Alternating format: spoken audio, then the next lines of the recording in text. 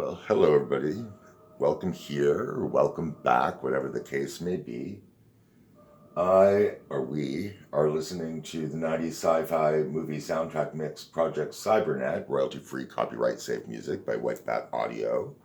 Permission by Carl Casey. Thank you, as always, Carl Casey. And I am getting ready to go over and see Nanny today. So I am just going to put on a little eyebrow.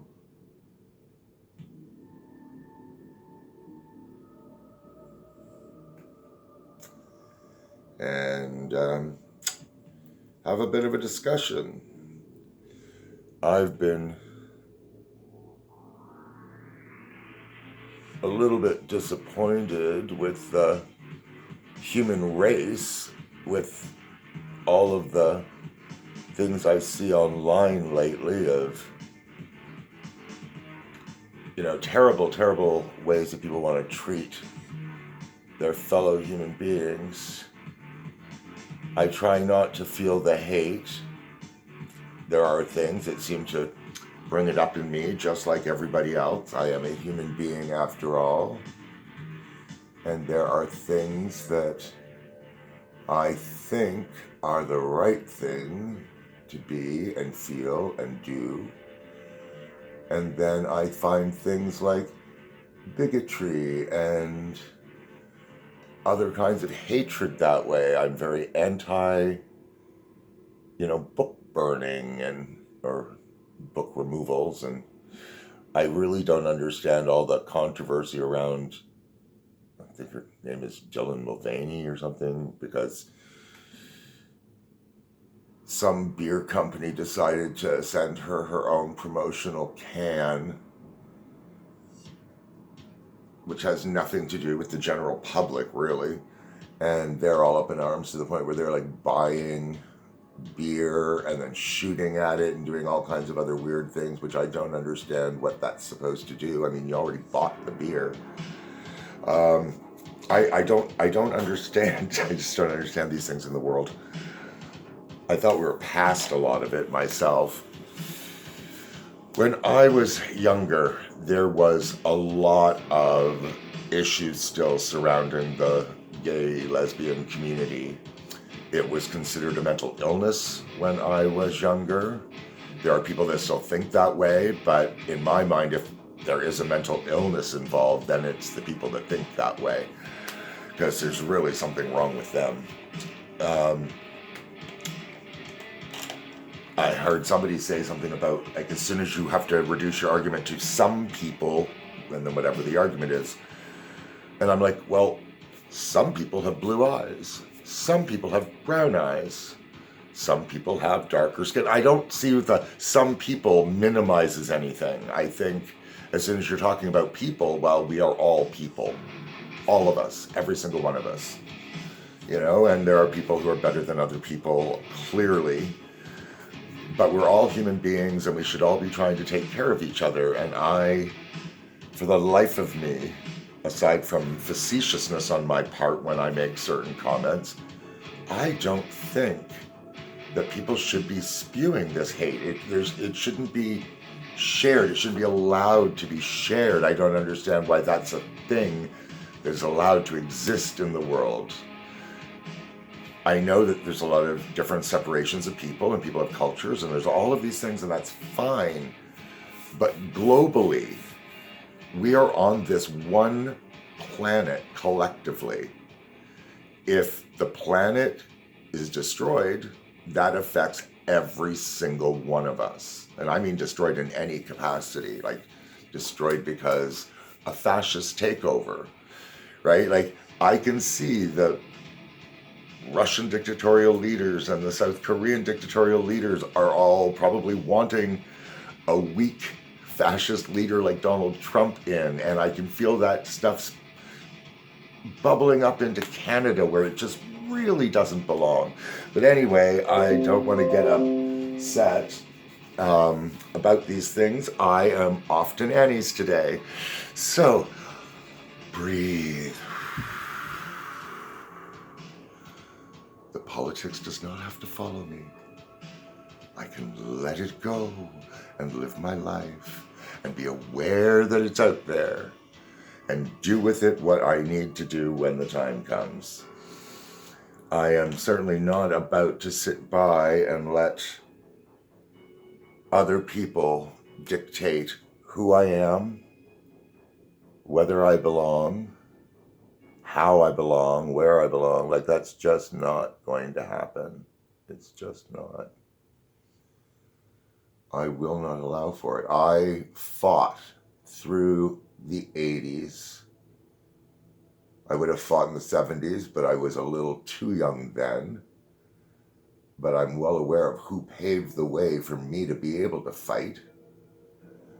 I think a lot of young people now don't realize just how much effort and suffering people that came before them did on their behalf so that they could be free to be who they are, openly, proudly,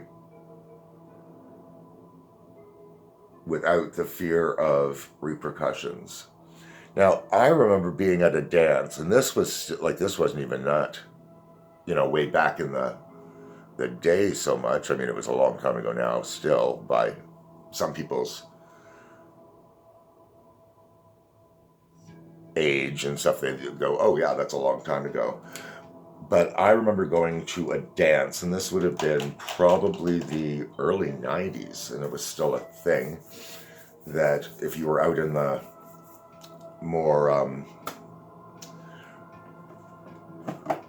rural, you're out in the more rural areas of,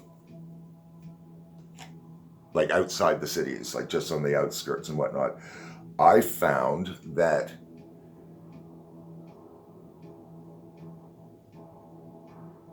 we'd go to dances, and when I say dances, it's like, you didn't have like gay bars and stuff like that in anywhere near these centers.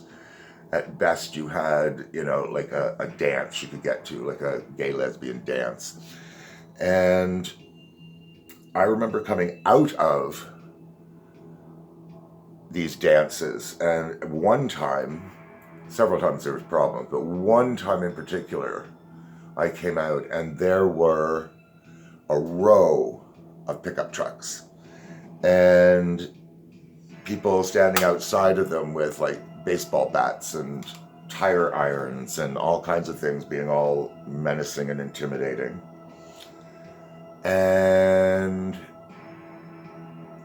I wasn't out there at that time, like when they initially went out. A friend of mine who was like maybe 5, 6 was out there, and he came back in and told us that these people are out there. So we went out. Some of us are 6'3" and 240 pounds, and some are built even more than that. And some are much smaller and lither, and some study martial arts. Some are really good with weapons. We are just people. We have the same skills that other people have, and then some different ones.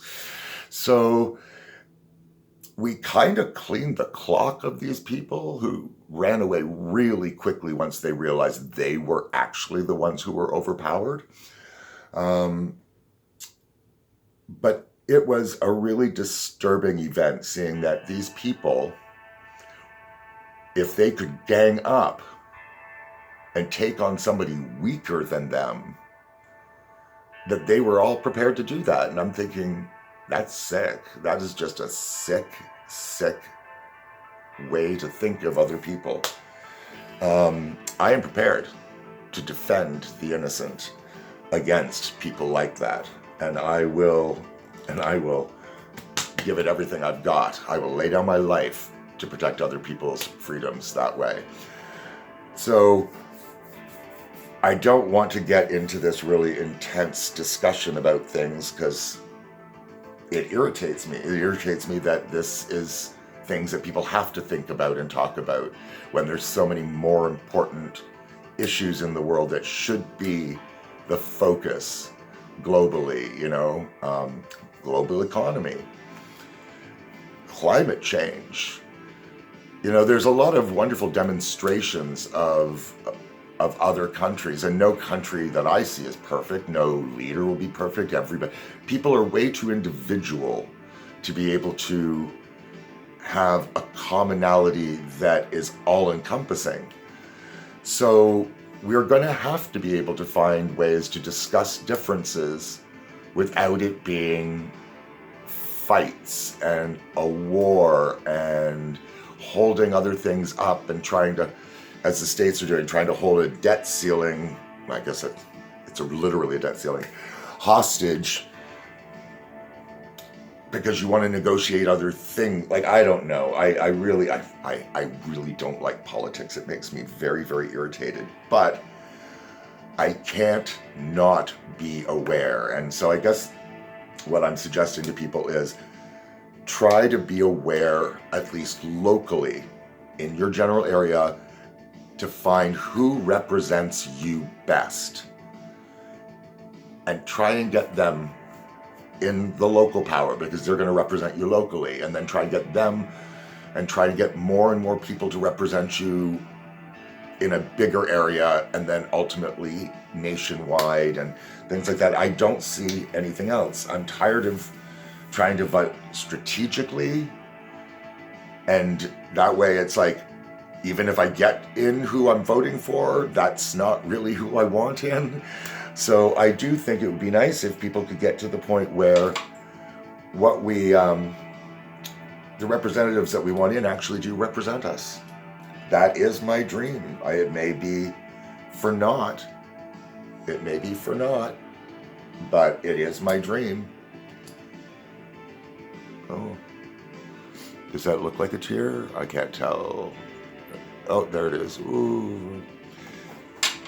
That is my serum. I just thought, oh look, I might be able to use that as a tear someday, like if I'm making a film and you need to have a thick tear because it kind of rolls slowly. Should have put this on before I put on my eyebrows, but it is what it is, because it can't be what it isn't.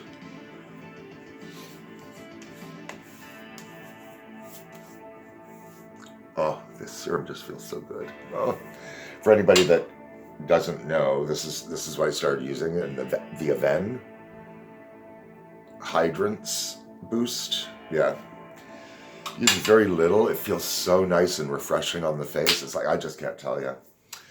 And it's less money than the other ones that I was looking at that do the same kinds of things. Now, I really have no idea, because I'm just going to see Nanny and whatnot, and I'm basically wearing black. I really don't know what to put on today. I kind of want to do a color. I think what I'll do first, though, is put on my Lise Wattier eyeshadow primer.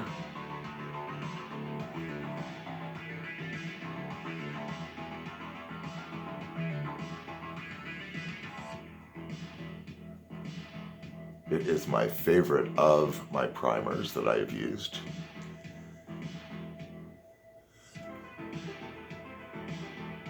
It's so light and creamy, and it does a good job. It was pricey. I can't remember exactly how much. I think it was like about $35 or something like that. That was going back a while. A lot of makeup prices have gone way up since then, I have noticed, for the same things I bought. I had to change my my setting spray. I used to use the all-nighter, which I really liked, and it did a wonderful job, and the price was okay when I bought it the first 2 times, because that's what I bought when I discovered primer and how useful it was, or not primer, setting spray. And I went back to get some more, and it was like double the price it was when I used to buy it. So I went to the L'Oreal Infallible, and it seems to be quite comparable, and the price was significantly less. I forget exactly how much it was, but it was about $15 to $20 less.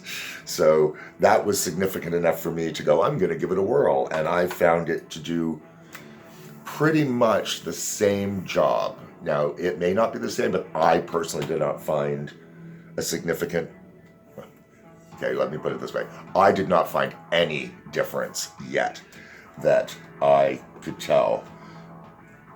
Let's see, I haven't used this, my unique palette. They're all sort of like metallics and whatnot.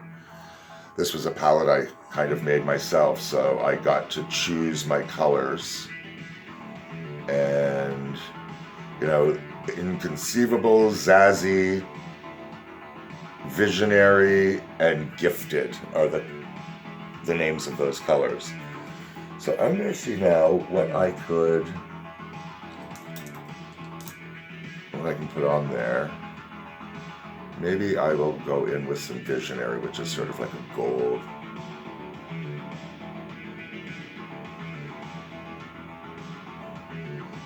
Just going to put it in here. Which is not really what I would normally do, so I'm just trying something, because that's not where I would normally put metallic color. But I want to sort of try something here. And a little soft there.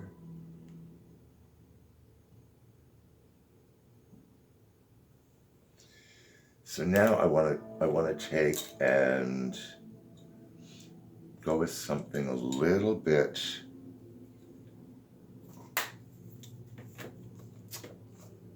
I think I might go in with my brown even. So I'm going with my Revolution Reloaded palette, and I think I'm. Ooh. Let's see. What tone do I think maybe that.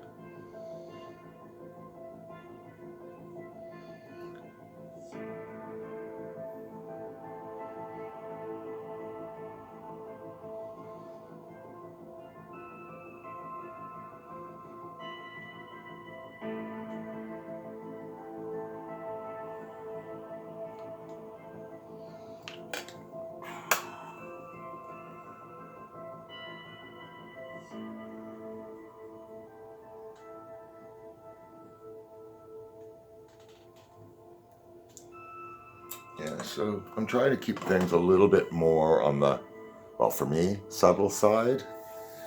And I have to put on some, oh yeah, my coal liner.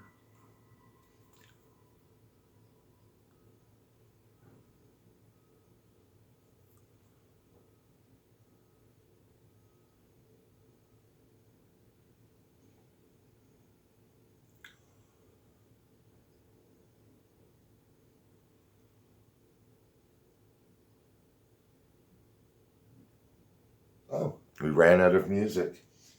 So I'm just going to pop over here to the Synthwave Mix algorithm, royalty-free, copyright-safe music.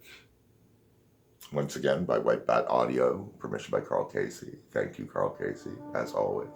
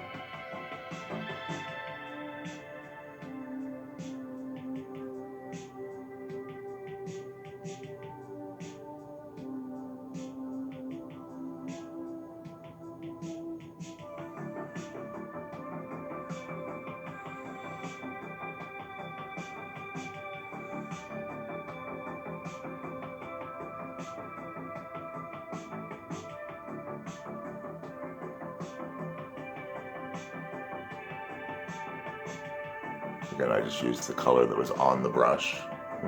Why? Why not? It was there.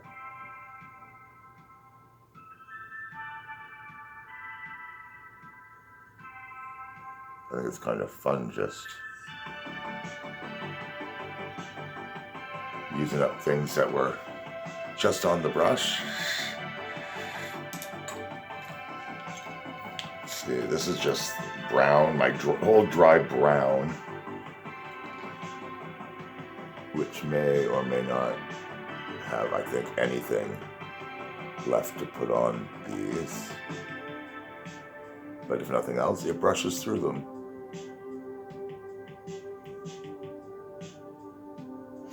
Yeah, basically, I think I just brushed my lashes. But that's enough. I don't need anything more than that.